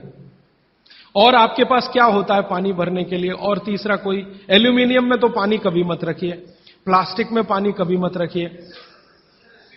स्टील वेसल्स में है तो गुनगुना करके ही पीजिए। स्टील वेसल माने स्टेनलेस स्टील के वेसल में पानी है तो गुनगुना ही पीजिए। मिट्टी के बर्तन का पानी है तो गुनगुना ही पीजिए। ताम्र पात्र एक उन्होंने कहा कि जिसके पानी को गर्म करने की जरूरत नहीं, सीधे पी सकते हैं। आप बोलेंगे जी क्या रोज दिन भर ताम्र पात्र का पानी पी सकते हैं? तो जरूर पी सकते हैं, 3 महीने, इसके आगे नहीं। ये आप जरा सोचिए ध्यान से। वो ये कहते हैं 3 महीने आप पी सकते हैं लगातार ताम्र पात्र का पानी, फिर बीच में 15-20 दिन का ब्रेक दे दीजिए, फिर 3 महीने पी सकते हैं, फिर 15-20 दिन का ब्रेक दे दीजिए, फिर 3 महीने पी सकते हैं। ये ब्रेक दे देकर पी सकते हैं। लगातार पिएंगे तो तांबे की अधिकता से होने वाली जो बीमारियां हैं वो हो जाएंगी। हां, सुबह तो लगातार पी सकते हैं, सुबह की तो कोई बात नहीं, ये पूरे दिन की बात हो रही है। कोई लोग ऐसे हैं कि पूरे दिन ही तांबे के बर्तन का पानी पीते हैं, तो बागभट्टी जी ये कहते हैं कि 3 महीने लगातार पीजिए पूरे दिन, फिर उसके बाद 15-20 दिन ब्रेक दे दीजिए, 15-20 दिन को दूसरा पानी पी, फिर आप वापस 3 महीने कर सकते हैं, फिर ब्रेक दे दीजिए, फिर तो 24 घंटे वाले जो लोग हैं ताम्रपात्र का पानी पीने वाले, उनके लिए ये नियम है। सुबह का तो ताम्रपात्र का ही सबसे अच्छा है जी। भोजन के बाद जो रस और मट्ठा पीने के बताए थे आप, तो क्या ये आम्रदायी को शांति करेगी? हाँ, बहुत अच्छा सवाल है, बहुत अच्छा सवाल। देखिए, इस सवाल को मैं और थोड़ा विकसित करूं, मैं इंतजार कर रहा था कोई पूछे तो मैं बताऊं। यह सवाल कुछ इस तरह का है कि मट्ठा है ना, उसमें पानी ही है, आप जानते हैं, शायद उसमें 90% तक पानी है, दही तो सिर्फ 10% होता है, और जूस पी रहे हैं उसमें भी पानी ही है, और दूध पी रहे हैं उसमें भी पानी है। अब बागवती जी एक तरफ तो कह रहे हैं कि खाने के बाद पानी मत पियो, और दूसरी तरफ कह रहे हैं मट्ठा जरूर पियो, दूध जरूर पियो और फल का रस पियो, तो उसमें तो पानी ही है। तो क्या वो पानी जठर अग्नि को शांत नहीं करेगा? प्रश्न ये है। ये पूरा नहीं पूछ पाए, मैंने पूरा कर दिया। तो क्या वो पानी जठर अग्नि को शांत नहीं करेगा? इसका बहुत ही सुंदर एक्सप्लेनेशन बागवती जी करते हैं। वो ये कहते हैं कि पानी का जो गुण है वो अपना कुछ नहीं, ये बात ध्यान से समझिए, पानी का जो गुण है वो अपना कुछ नहीं है। पानी को जिस पात्र में रखा है या जिसमें मिलाया है उसी का गुण वो धारण करता है। आपने एक पुराना गाना सुना है, पानी रे पानी तेरा रंग कैसा, फिर आगे है जिसमें मिला दो उस जैसा। तो पानी का रंग, गुण और धर्म तीनों ही वही होते हैं वो जहां मिल गया। तो आपने पानी को मिलाया दही में, तो अब वो पानी का गुण नहीं है, अब वो दही का गुण धारण करेगा। पानी को आपने मिलाया जूस में, माने फल में, तो फल के जो गुण हैं वो पानी में आ जाएंगे। और पानी है दूध में, तो दूध के सारे गुण वो धारण कर लेगा। तो पानी अगर सीधा पी रहे हैं इंडिपेंडेंट, तब उसके अपने गुण धर्म होते हैं, लेकिन मिलाया हुआ पानी जब भी किसी वस्तु के साथ आप पिएंगे तो उस वस्तु का गुण पानी में आएगा। इसलिए मट्ठा पीने को खुली छूट है, पेट भर के पीजिए। दूध पीने को खुली छूट है, पेट भर के पीजिए। जूस पीने को भी खुली छूट है, सादा पानी मत पीजिए। अब दही का गुण क्या है? अग्नि को प्रदीप्त करने का गुण है दही में, क्योंकि जो वस्तु में भी चिकनाई आ गई, चिकनाई समझते हैं आप, फैट, दही में भरपूर चिकनाई है। दूध से ज्यादा चिकनाई दही में है, दही से ज्यादा चिकनाई मक्खन में है, और सबसे ज्यादा चिकनाई घी में। तो भागवत जी कहते हैं कि जिस वस्तु में भी चिकनाई है वो अग्नि को और भड़काएगी। आप जो है ना घी डालते हैं यज्ञ में, तो अग्नि भड़कती है कि नहीं? ऐसे ही पेट में घी खाएंगे, दही खाएंगे, दूध पिएंगे तो अग्नि और प्रदीप्त होती है, माने खाने को और जल्दी से पचाएगी। खाली पानी अग्नि को शांत करता है, लेकिन पानी किसी में मिलाया हुआ अग्नि को प्रदीप्त करेगा, क्योंकि उसके गुण वस्तु के हिसाब से हो जाते हैं। जी राजीव भाई, आइसक्रीम खाने के बाद हम लोग कॉफी या चाय पी के और उसका ये सवा सत्यानाश। रीजन बताऊंगा परसों, क्योंकि ये परसों आने वाला है। देखिए मैं बताता हूं आपको, अभी बता दूं, कोशिश करूंगा शॉर्ट में बताऊं, क्योंकि और प्रश्न के लिए उत्तर के लिए समय रहे। कभी भी कोई गर्म चीज आप जैसे ही खाते हैं, कोई भी गर्म चीज, चाय पिया या कॉफी पिया या गर्म दूध पिया या गर्म खाना खाया, तो पेट फिर वही काम पे लग जाता है। क्या काम है पेट का? पहले ज्यादा गर्म वस्तु को पेट के तापमान पर लाता है पेट। आपका पेट का तापमान वही है जो मुंह का है, और बगल का तापमान मुंह का तापमान में थोड़ा अंतर रहता है, लगभग 1 से 1.5 डिग्री। तो पेट का तापमान लगभग 39 से 40 डिग्री के आसपास है। अब आपने 40 डिग्री से ऊपर की कोई वस्तु खाई, जैसे चाय पी, तो वो 40 से ऊपर की ही है, कॉफी 40 से ऊपर की है, तो तापमान अंदर जो है ना 55 डिग्री 60 डिग्री अगर चाय का है, तो पेट उसको पहले 40 डिग्री पे लाएगा, और उसके लिए एंटी रिएक्शन होता है, पानी को ठंडे से गर्म करेगा, फिर गर्म से ठंडा। तो ये काम में जब तक पेट लगा हुआ है, तब तक आपने कोई ठंडी चीज खा ली, जैसे उन्होंने कहा आइसक्रीम खा ली, कॉफी के बाद आइसक्रीम खा ली।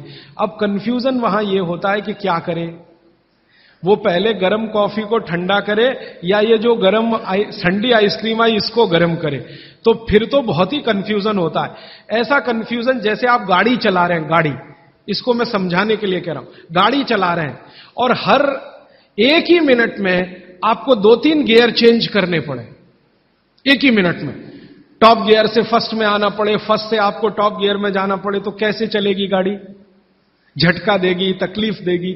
ऐसे ही पेट में है कि पेट का एक गियर पड़ा हुआ है, वो गर्म कॉफी को ठंडा करने में लगा हुआ है, तब तक आपने आइसक्रीम खा के अब पेट को गियर चेंज करना पड़ेगा तुरंत, तो इसमें हो जाएगी समस्या। इसलिए कॉफी चाय के बाद ठंडी आइसक्रीम कभी भी ना खाएं, और ठंडी आइसक्रीम के बाद चाय कॉफी कभी भी ना पिए। गरम भोजन के साथ कभी भी आइसक्रीम और बर्फ आदि ना खाएं, और बर्फ आदि के साथ गर्म भोजन ना करें। आपने पानी पीने का तरीका बताया कि सिप बाय सिप लेना, क्या उसका भी कोई तरीका है कि खड़े खड़े पानी पीना या बैठ? हाँ, बहुत अच्छा सवाल है, ये मैं कल बात करूं, क्योंकि कल वो सूत्र आने ही वाला है। जी देखिए, इन्होंने एक बहुत अच्छा सवाल पूछा है। दूध को भागवत जी ने बोला है शाम को ही पीना है। अब इनका प्रश्न यह है कि हम सुबह चाय पीते हैं, कॉफी पीते हैं, तो दूध उसमें होता ही है, तो क्या करें? भागवत जी के किसी भी शब्दकोश में चाय भी नहीं है, कॉफी भी नहीं है, क्योंकि भागवत जी 3500 साल पहले हुए। ये चाय कॉफी तो 250-300 साल पुरानी है, ज्यादा से ज्यादा 400 साल पुरानी। तो चाय कॉफी के बारे में उनका पूरा शास्त्र मौन है, माने कहीं एक भी सूत्र ऐसा नहीं है जहां चाय और कॉफी का जिक्र आता है। हां, काढ़े का जिक्र उन्होंने किया। काढ़ा आप समझते हैं जो रोज आप यहां पी रहे, काढ़े का जिक्र उन्होंने किया है। वो ये कहते हैं कि जो काढ़ा आपके वात को कम करे, आपके पित्त को कम करे और कफ को कम करे, ऐसा कोई भी काढ़ा दूध के साथ मिलाकर सुबह पिया जा सकता है। कोई भी काढ़ा, जैसे आज आप काढ़ा पीने जा रहे हैं, वो अर्जुन की छाल का काढ़ा है। अर्जुन की छाल का काढ़ा आप जानते हैं, वात को सबसे तेजी से कम करने वाला है, शरीर की जो एसिडिटी होती है ना, रक्त की एसिडिटी, एक होती है पेट की एसिडिटी, उससे भी ज्यादा खराब है रक्त की एसिडिटी। खून की अम्लता ही है जो हार्ट अटैक लाती है। तो रक्त की एसिडिटी को कम करने की दुनिया में सबसे बड़ी ताकत अगर किसी चीज में भागवत जी ने बताई है तो वो अर्जुन की छाल है। तो आज आप काढ़ा पिएंगे अर्जुन की छाल का। और दुर्भाग्य से या सौभाग्य से ये कुछ ऐसा समय है, दिसंबर, जनवरी और नवंबर, ये वात का ही समय है। शरीर में वायु का प्रकोप ठंड के दिनों में ज्यादा होता है। उस समय अगर आप अर्जुन की छाल का काढ़ा दूध में बनाकर पिए तो आपके लिए औषधि है। जी नहीं, गरम गरम गरम, क्योंकि वो औषधि है, भोजन नहीं है। भोजन और औषधि में अंतर बताया। भोजन वो है जो 24 घंटे में आप नियमित रूप से आपके पेट की आवश्यकता के अनुसार खाएं और सालों साल खाते जाएं। औषधि वो है जो थोड़े समय के लिए, तात्कालिक प्रभाव के लिए आप पिएं। तो ये काढ़ा औषधि है। सुबह के अगर समय नवंबर, दिसंबर, जनवरी, ये 3 महीने हैं जो वात के महीने माने जाते हैं। फिर गर्मियों के महीने पित्त के महीने आ जाते हैं। फिर बारिश के महीने और उसके आगे थोड़ा महीना कफ का महीना आ जाता है। तो ये वात, पित्त, कफ के महीने भी होते हैं। जैसे शरीर है वैसे महीने। तो इस महीने के हिसाब से सुबह काढ़ा पी सकते हैं, वात को दूर करने वाली औषधियों का दूध मिलाकर। और गर्म काढ़ा सभी गर्म है, ठंडा काढ़ा कोई है नहीं इस देश में, बनता भी नहीं। तो आप सुबह दूध पीना ही चाहते हैं तो काढ़े के रूप में पीजिए। माने सुबह दूध पीना ही है ना, तो उसमें अर्जुन की छाल का पाउडर डाल के पीजिए। तो 2 फायदे होंगे। भविष्य के लिए आपको हार्ट अटैक फ्री होने की गारंटी, भविष्य के लिए। और अब तक आपने जो कचरा खा लिया है इसके निकल जाने की गारंटी। क्योंकि ये जो अर्जुन की छाल का पाउडर है रक्त को सबसे ज्यादा शुद्ध करता है। और कचरा रक्त में ही सबसे ज्यादा जमा होता है, जिसको कोलेस्ट्रॉल कहते हैं ना, वो कचरा ही है। तो अब तक आपके रक्त में जो कोलेस्ट्रॉल जमा है इसको निकालना है बाहर, तो अर्जुन की छाल इसमें सबसे ज्यादा उपयोगी है। और सौभाग्य की बात यह है कि 40 रुपए किलो मिलती है। क्या भाव है? 40 रुपए किलो, 20 रुपए किलो, 20 रुपए किलो अर्जुन की छाल मिलती है। और 150 रुपए किलो चाय मिलती है। और 1400 रुपए किलो कॉफी मिलती है। और 20 रुपए किलो अर्जुन की छाल मिलती है। तो कुछ तो होशियार बनिए, मारवाड़ी बनिए, कुछ तो अपने रक्त में लाइए, मारवाड़ का, राजस्थान का, गुजरात का। तो 20 रुपए किलो की अर्जुन की छाल नियमित रूप से आप पीजिए। मैं आपसे विनम्रता पूर्वक कह रहा हूं कि आप सब अपने घर में 3 महीने, ये जो नवंबर, दिसंबर, जनवरी, अभी तो दिसंबर पूरा तो निकल गया लेकिन जनवरी अभी बाकी है, तो 30 दिन आगे जनवरी के रोज सवेरे अर्जुन की छाल का पाउडर दूध में डालकर पीते रहिए। और अगले साल का याद रखिए, नवंबर, दिसंबर, जनवरी, तो ये 3 महीने अर्जुन की छाल पिया तो पूरे साल भर का कचरा निकालता है। और अगले सालों की guarantee, heart attack free. Quantity कितनी रहनी चाहिए? 1 गिलास दूध तो आधा चम्मच अर्जुन की छाल का पाउडर, आधा चम्मच माने टी स्पून। और इसमें अगर गुड़ मिलाएंगे तो बहुत अच्छा। गुड़ नहीं मिले तो एक गुड़ जैसी चीज आती है, काकवी। काकवी आप समझते हैं?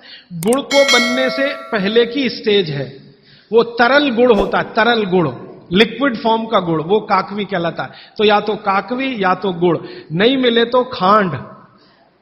खांड आप समझते हैं? और कुछ भी नहीं मिले तो बूरा, शक्कर नहीं, क्योंकि बागवती जी की सूची में कहीं शुगर नहीं है, क्योंकि शुगर बनती नहीं थी। 3500 साल पहले गुड़ बनता था, काकवी बनती थी, खांड बनती थी, बूरा बनता था। चीनी बनना 200-250 साल से शुरू हुआ है। जी, मिश्री बहुत अच्छा, बहुत अच्छा आपने कहा, मुझे भूल गया, मैं आपसे पहले ही कहना चाहता था। मिश्री, मिठाइयों में मिश्री सबसे ऊंचे स्थान पर है, गुड़ से भी ऊंची है मिश्री। तो मिश्री मिले शुद्ध तो वो डालिए आपके अर्जुन की छाल और दूध के काढ़े में, नहीं तो गुड़ डालिए, नहीं तो काकवी डालिए, नहीं तो खांड डालिए, अंत में कुछ नहीं मिलता तो बूरा डालिए। और बूरा वो वाला जो राजस्थान में बनता है, बिहार में बनता है, उत्तर प्रदेश में, यहां का नहीं, चीनी को पीस के बूरा, वो चीनी ही है, बूरा नहीं है। सोंठ है तो बहुत अच्छा है। सोंठ जो है, अर्जुन छाल सोंठ अगर मिला के उपयोग करें तो सर्वोत्तम वातनाशक काढ़ा होता है, सर्वोत्तम। अर्जुन, छाल और सोंठ दोनों का ही गुण है वात को खत्म करने का, तो वात के रोगी तो जरूर पिए इसको। और वात के रोग क्या क्या है आप जानते हैं, कल और परसों में और विस्तार से बताने वाला हूं, और किताबों में तो पूरी लिस्ट है, वात के रोग क्या, पित्त के क्या, कफ के क्या। ये घुटने का दर्द, कमर का दर्द, कंधे का दर्द, हार्ट अटैक, डायबिटीज, ये सब वात के रोग है। कहा जाता है कि दाल और दही साथ में नहीं लेना चाहिए, बहुत जन कहते हैं। तो हम दाल चावल खा लेते हैं और उसके बाद अगर खाने के बाद छाछ पी लेंगे तो क्या वो सही रहेगा? दाल चावल के साथ छाछ, दाल चावल खा लिया मैंने खाने में, उसके बाद खाने के बाद छाछ पीना चाहिए। देखिए तो इसमें सूत्र ऐसा है, मैं आगे बताऊंगा, ये थोड़ा आज के समय के हिसाब से बहुत जरूरी भी है। जैन अगर आप में से कोई है तो मेरी बात तुरंत समझ जाएंगे। द्विदल समझते हैं, एक दाल के जिसके द्विदल के साथ दही का निषेध है। भागवत जी ने भी कहा है, महावीर स्वामी ने भी कहा है, गौतम ऋषि ने भी कहा, सबने कहा द्विदल के साथ दही का निषेध है। तो अब इनका प्रश्न है कि हमने तो दाल चावल खाया, चावल तो ठीक है, दाल तो द्विदल ही है, अरहर की खाएं, मूंग की खाएं, मसूर की खाएं तो द्विदल है, तो द्विदल के साथ दही कैसा? तो उसके लिए भागवती जी कहते हैं कि कभी भी द्विदल के साथ अगर दही खाएं तो अच्छा है ना खाएं, लेकिन खा रहे हैं तो दो बातों का ध्यान रखें कि दही की तासीर बदलें और उसकी तासीर को बदलकर जैसी दाल है वैसी तासीर करें, माने दही का प्रोटीन कंटेंट बढ़ाएं, वैसे तो है और ज्यादा बढ़ाएं। तो इसके लिए बहुत सरल उपाय है आपके रसोई में। रसोई में 3 चीजें ऐसी हैं जो दही की तासीर को तुरंत बदलती हैं। एक तो है जीरा, दूसरा है सेंधा या काला नमक, सेंधा या काला, ये जो आज नमक आ रहा है इसकी बात नहीं कर रहा हूं मैं, आयोडीन युक्त नमक नहीं, सेंधा नमक या काला नमक। तीसरी है अजवाइन। तो मेरा ऐसा निवेदन है कि अगर आप ताक पी रहे हैं दाल चावल के साथ तो अजवाइन का, जीरे का बघार ले लें और थोड़ा सेंधा नमक डाल लें, फिर पी लें। अजवाइन जीरे का बघार लेकर, बघार लेना तो आप समझते हैं ना, बघार शब्द तो बघार ले लें अजवाइन जीरे का और थोड़ा सेंधा नमक, फिर ताक पिए, माने मज्जिगे पिए, माने मट्ठा पिए। अदरक की जगह सूंठ, दही में कभी भी अदरक उपयोग नहीं होता, सूंठ उपयोग होता है। अदरक और सूंठ में थोड़ा अंतर है, सूंठ तो अदरक से ही आता है लेकिन सूंठ का गुण अदरक से ज्यादा है। फ्रूट्स खा सकते हैं भरपेट, वैसे फ्रूट्स का भागवती जी कहते हैं सुबह खाएं खाली पेट तो सबसे अच्छा, माने नाश्ता ही फ्रूट का करें, जूस भी पीना है तो फ्रूट का पिए, तो सुबह का समय फ्रूट्स के लिए सबसे अच्छा है। लेकिन बाकी समय में भी आप फ्रूट्स कभी भी खा सकते हैं जो प्रकृति के द्वारा पकाया गया, माने कैल्शियम कार्बाइड मिला के नहीं पकाया गया। हाँ बिल्कुल। छाछ शरीर के लिए ठंडा करता है तो बच्चों को भी दे सकते हैं? दे सकते हैं जी, दे सकते हैं बिल्कुल। अजवाइन डाल के बच्चों को, 3 महीने के बच्चे को अजवाइन की छाछ दी जा सकती है। और गर्म पानी जो आपने कहा थोड़ा गुनगुना पीना चाहिए, हर मौसम में पी सकते हैं, गर्मी के मौसम में भी? गर्मी के मौसम में थोड़ा इसके लिए आप छूट ले सकते हैं। आप चूंकि मद्रास में रहते हैं इसलिए छूट ले सकते हैं। गर्मी के दिनों में सवेरे का पानी तो गुनगुना ही रखिए, बाकी दिन का पानी अगर आप पिए तो मिट्टी के बर्तन का भी पी सकते हैं। सनबर्न के लिए लार बहुत अच्छी है। देखिए आप में से किसी भी माता या बहन को डार्क सर्किल की समस्या हो, आंखों के नीचे काले काले घेरे हैं, नियमित रूप से सुबह उठकर अपने लार की मालिश करते रहिए, आपके सारे डार्क सर्किल बिल्कुल चले जाएंगे। फेयर एंड लवली से ज्यादा प्रभावी है। मटकी का जो पानी होता है गर्मियों में राजस्थान में ठंडी से ठंडी मटकी लाके हम पीते हैं, तो इतना ठंडा पानी पिए या नहीं? जो मिट्टी के घड़े का पानी है वो रूम तापमान से थोड़ा ही कम है। जैसे रूम टेम्परेचर 25 डिग्री होगा तो मिट्टी के घड़े का पानी 23 डिग्री तक होगा, तो ज्यादा ठंडा नहीं है। ये जो फ्रिज का पानी है ये 4 डिग्री का होगा, 3 डिग्री का होगा, ये बहुत ठंडा है।